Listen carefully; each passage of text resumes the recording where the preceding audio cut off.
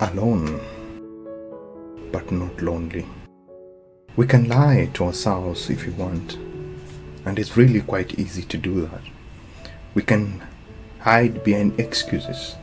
We can hide behind obligations. We can hide behind the fact that we are too busy, which is true. We can hide behind our fears. We can hide behind other people.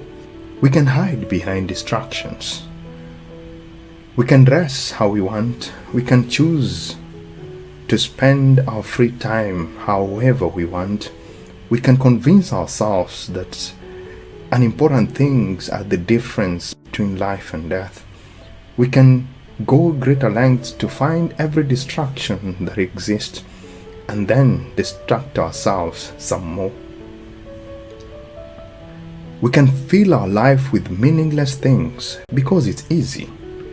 We can fill our heads with meaningless thoughts because it's safe. We can spend money to buy objects that make us feel whole for a short while. We can surround ourselves with people and places and engage in behaviors that help us forget who we are for a brief moment at a time. But at some point, no matter how long we have managed to put it off, it is inevitable that we will have to face ourselves. All these distractions, possessions, and excuses will melt away until the only thing we are left with is ourselves. In this inevitable moment, nothing else means anything.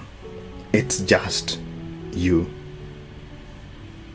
With no room for distractions, with nothing left to buy, with nothing left to consume, with nothing left to hold on to, with nothing left to think about.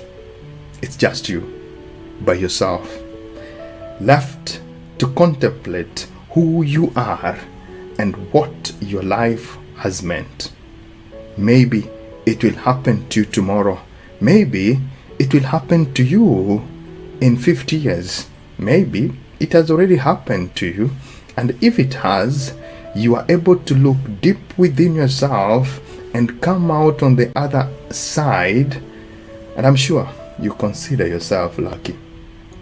But for those of us who haven't reached that point, our moment is always going to be waiting for us somewhere down the road, and that moment will provide the opportunity for us to contemplate the truly important things about our life and who we are. In many ways, it is a scary proposition. Nothing can really prepare us for this inevitable moment. No one else can help us in this inevitable moment. There is no script on how it should play. There is no right way to do it. There is no wrong way either of how to do it. But eventually, we have to face ourselves. We might consider our place in this world. We might consider that we ended up living a life that didn't make us happy. We might consider that we have done things we were not proud of.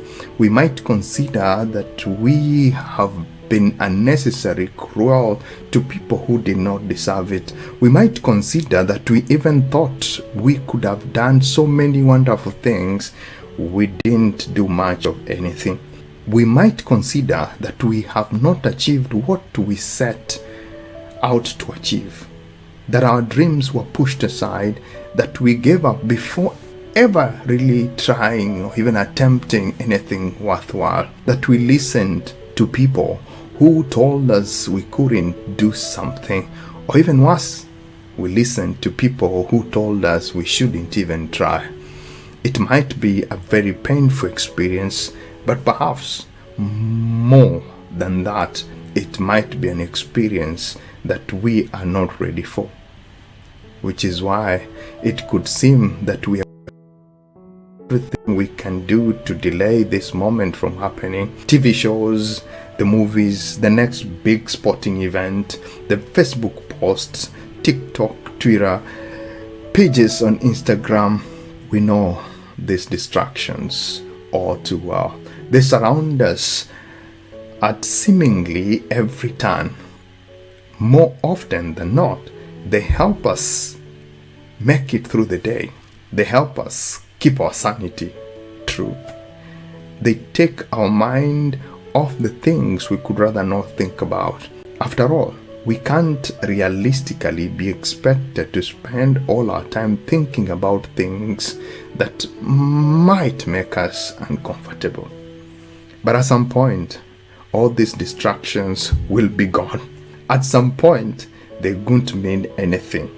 And then we'll have to ask ourselves the difficult questions. These questions we never wanted to ask, we never wanted to answer.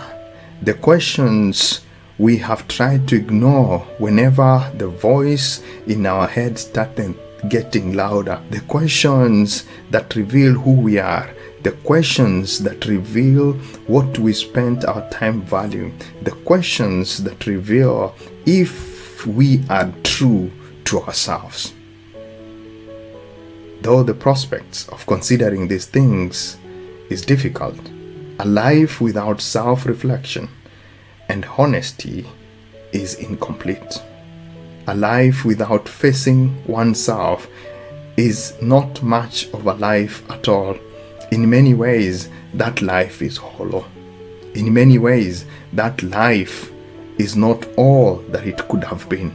I'm not ashamed to say I'm not ready to answer all these questions yet. I don't think I could get through all of them right now. And right now, it is okay. But at some point, I know I'll have to take a long, hard look at myself. I'm not so sure when that moment will come, but there is no doubt in my mind that it is waiting for me whenever I'm ready. And that is the maddening beauty of facing ourselves.